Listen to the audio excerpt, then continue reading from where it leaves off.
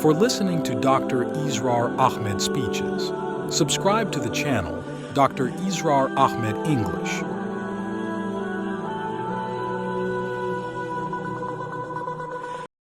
اس کام کے کچھ لوازم ہیں، کچھ شرائط ہیں، اس کی کچھ تدریج ہے جو ہمیں سنت سے ملتی ہے، قرآن سے ملتی ہے، حدیث سے ملتی ہے۔ تو میں اس کام کے ضمن میں اس کی وہ تدریجی مراحل اور اس کے لوازم اور اس کی شرائط بیان کرنا چاہتا ہوں۔ سب سے پہلی شرط اول، وہ فارسی کا شعر مجھے یاد آیا کہ در رہے منزل لیلا کے خطر ہاش بسے، شرط اول قدمی نست کے مجنوں باشی۔ پہلی شرط یہ کہ مجنوں بنو۔ تو یہاں کا پہلی شرط کیا ہے؟ پہلے صاحب ایمان بنو، ایمان تمہارے دلوں میں ہو۔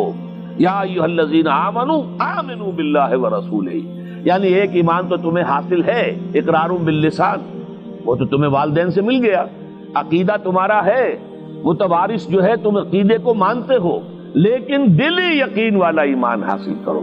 اصل میں اس کے بعد گاڑی چلتی ہے، اس کے بعد جو ہے نتائج نکلتے چلے جائیں گے، لیکن اگر وہاں ایمان کی کمزوری ہے تب اوپر سے کوششیں کریں گے، نتیجہ نہیں نکلے گا، آگے ہم بڑھ نہیں سکیں گے، ہمارے جو جد و جہد ہے وہ کامیابی سے ہمکنار نہیں ہوگی۔ اس جیسے ہی ہے جیسے ہم درخت لگانا چاہ رہے ہیں جس کی جڑ ہی نہیں ہے۔ آپ زمین کھود کر درخت جو اس کے اندر گاڑ دیں گے تو زمین تو نہیں پکڑے گی اس کو، وہ تو نیچے سے جڑ ہو اور پھر درخت جو ہے اس سے ابھرے، تو وہ ہوتا ہے کہ جس کے لیے یوں سمجھیے سرسبز درخت بنے گا۔ اس حوالے سے سب سے پہلا قدم کیا ہے؟ ہم اپنے گریبانوں میں جھانکیں، اپنے دلوں کو ٹٹولیں، وہ یقین والا ایمان ہے یا نہیں؟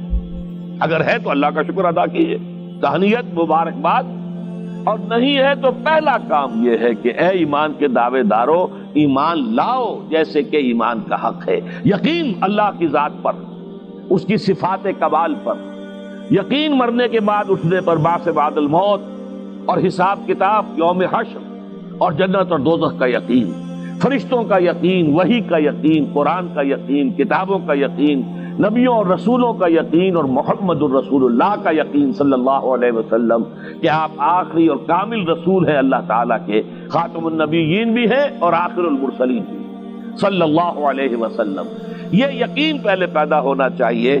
تو اب ظاہر بات ہے کہ جب میں نے یہ بات اتنی بڑی کہی ہے تو پھر مجھے یہ بھی بتانا چاہیے یقین کہاں سے ملے گا، کون سی دکان ہے، سپر مارکیٹ کوئی ہے جہاں پر کہ یہ جنس بکتی ہو؟ پہلی بات تو یہ ہے کہ اس کے لیے آسان ترین طریقہ کیا ہے؟ صاحب ایمان کی صحبت اختیار کرو۔ جیسے آپ بھٹی کے آگے بیٹھیں گے تو حرارت پہنچ جائے گی، آپ برف کی سل کے قریب بیٹھے ہوں گے ٹھنڈک پہنچ جائے گی۔ اگر صاحب ایمان ہے، کسی کے دل میں یقین والی بھٹی دہک رہی ہے، تو اس کے قرب سے آپ کے اندر بھی یقین پیدا ہو جائے گا۔ دوسرا طریقہ یہ ہے کہ شریعت کے احکام پر عمل کیے جاؤ، اس عمل سے بھی یقین پیدا ہوتا ہے۔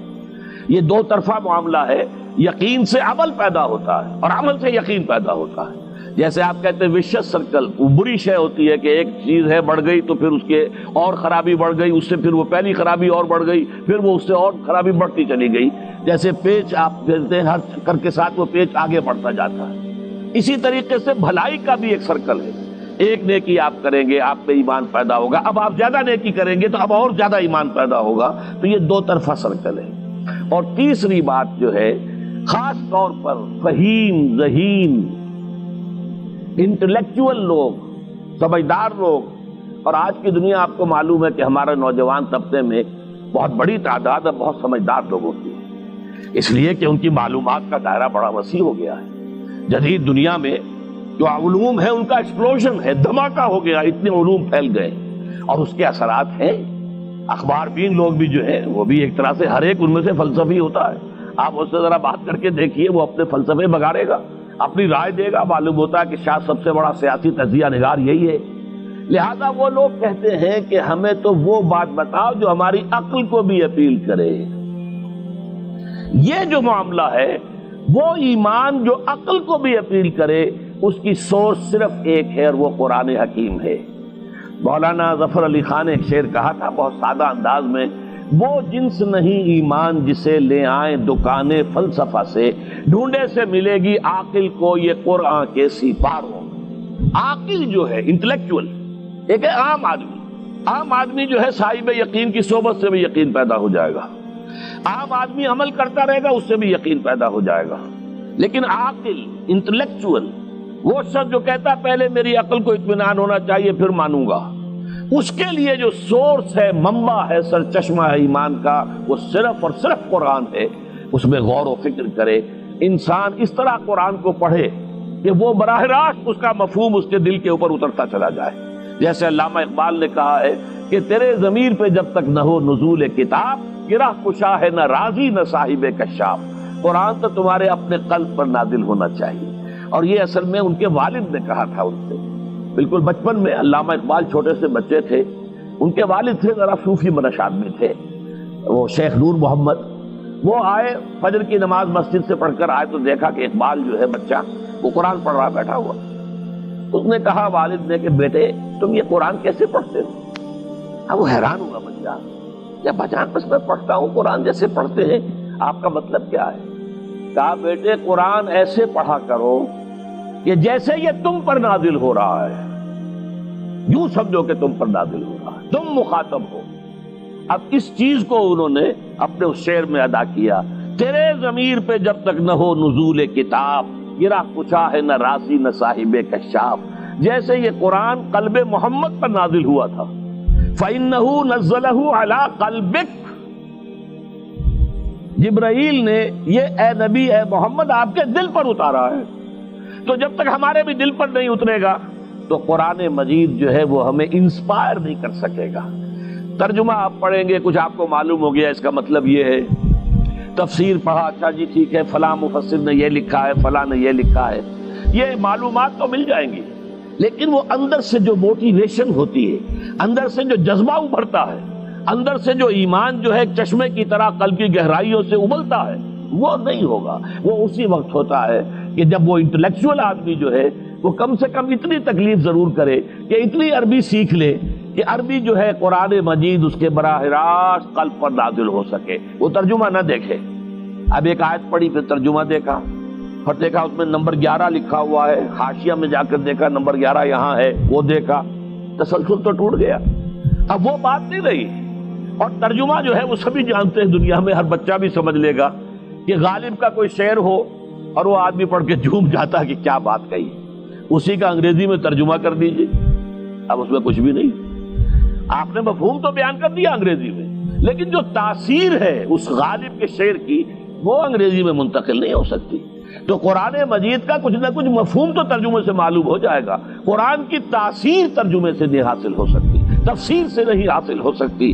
اسی لیے دو سب سے بڑی تفسیروں کا ذکر علامہ اقبال نے کیا ہے کہ گرہ کشا ہے نہ رازی، نہ امام رازی کی تفسیر کبیر سے تمہیں فائدہ ہوگا اور نہ امام زمخشری کی کشاف سے ہوگا، جب تک کہ تمہارے اپنے دل پر قرآن نہ اترے۔ اور اس کے لیے لازم ہے کم سے کم یہ کہ اتنی عربی انسان سیکھ لے کہ بیریئر نہ ہو ٹرانسلیشن کا، کوئی پردہ حائل نہ ہو درمیان میں، تسلسل نہ ٹوٹے، آپ براہ راست پڑھ رہے ہیں اور براہ راست اس کا مفہوم آپ کے قلب پر نازل ہو رہا ہے۔ تو پہلا سٹیپ جو میں نے ان 3 آیتوں پر اضافی آیت سورہ نساء کی آپ کے سامنے رکھی، ہم میں سے ہر شخص کا پہلا کام یہ ہے کہ وہ یقین والا ایمان حاصل کرے۔ عام آدمی کے لیے صاحب یقین کی صحبت بھی مفید، عام آدمی کے لیے عمل سے بھی یقین پیدا ہوتا ہے، لیکن انٹلیکچوئل کے لیے، ذہین کے لیے، فہیم انسان کے لیے، انٹیلیجنسیا جسے آپ کہتے ہیں، اس کے لیے لازم ہے کہ وہ قرآن مجید کی گہرائیوں میں غوطہ زنی کرے اور قرآن اس کے اپنے قلب کے اوپر نازل ہو تو کہیں جا کر وہ قرآن کو سمجھے گا۔ چنانچہ علامہ اقبالی کا ایک اور شعر میرے ذہن میں آیا ہے، وہ میں آپ کو سنا دوں۔ ہم یہ سمجھتے ہیں کہ عرب تو ان کی اپنی زبان ہے، لہذا وہ تو قرآن مجید کو سمجھتے ہی ہوں گے، لیکن بسا اوقات ایسا بھی ہوتا ہے اگر دل پر حجاب آئے ہوئے ہوں تو قرآن مجید کے سمجھنے سے بھی کچھ حاصل نہیں ہوتا، دل پر حجاب ہے۔ یہی وجہ ہے تو عرب ہو یا عجم ہو،